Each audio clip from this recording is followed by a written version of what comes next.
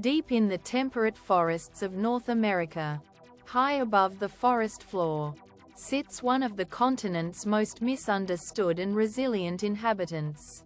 Often viewed as a slow, lumbering creature of the shadows, the North American porcupine is actually a marvel of evolutionary defense and a master of the vertical world.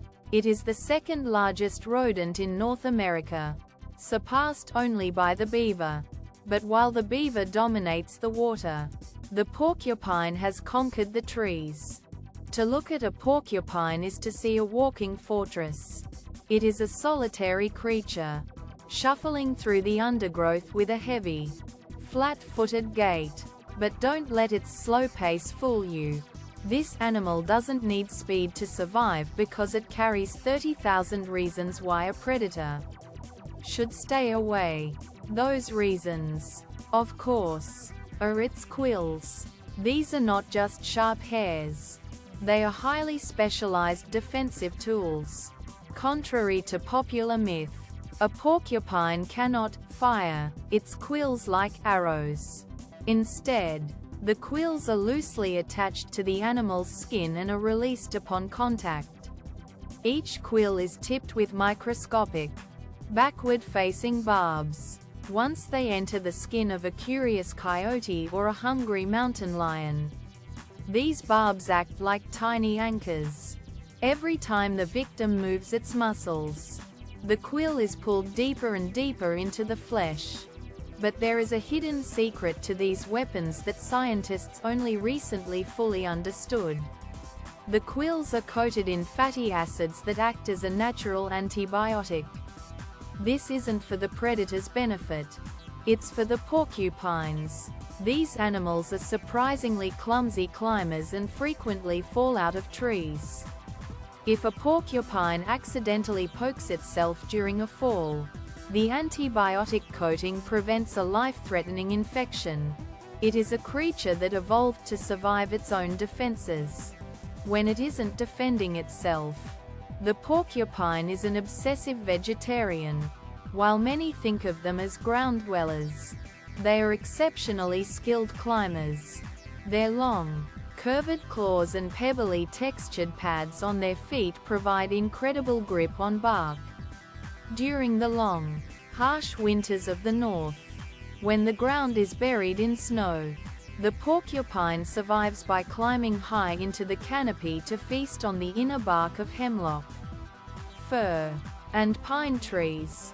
This winter diet is tough and low in nutrients, so the porcupine has a digestive system built for endurance. Its large cecum and specialized gut bacteria allow it to break down the tough cellulose of tree bark. However, this diet is extremely low in sodium. This leads to the porcupine's most famous, and sometimes destructive, habit: the salt craving. A salt-hungry porcupine will chew on almost anything with a salty residue. In the wilderness, this means shed deer antlers or certain mineral-rich rocks.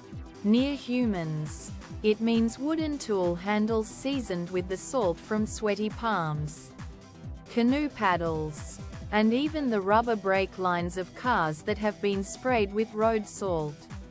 They are determined, quiet engineers of chaos, driven by a biological need that outweighs their natural shyness.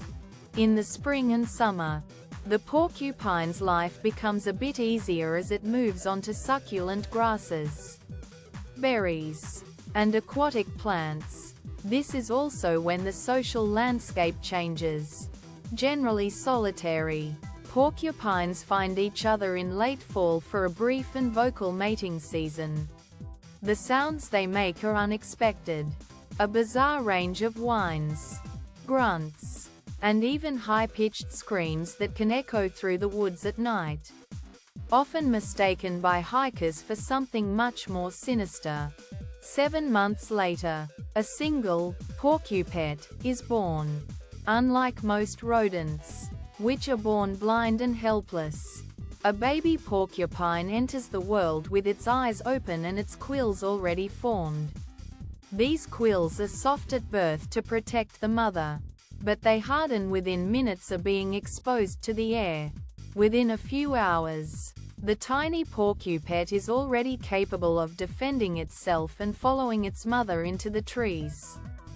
As the sun sets and the forest grows quiet, the porcupine begins its night's work.